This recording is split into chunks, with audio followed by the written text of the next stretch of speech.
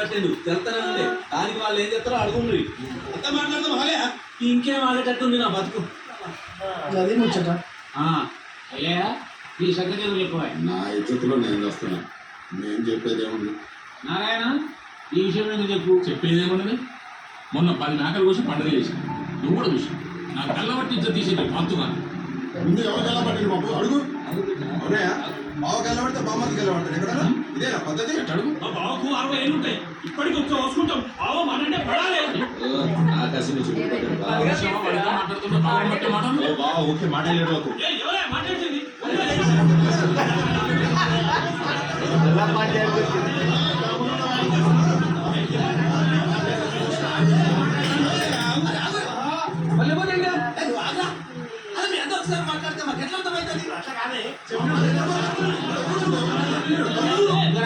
మరి మీ ముందు కొట్టంటే మేలుకాయ పంచాయతీ మీరు చేసుకోండి. మేము పోతాం.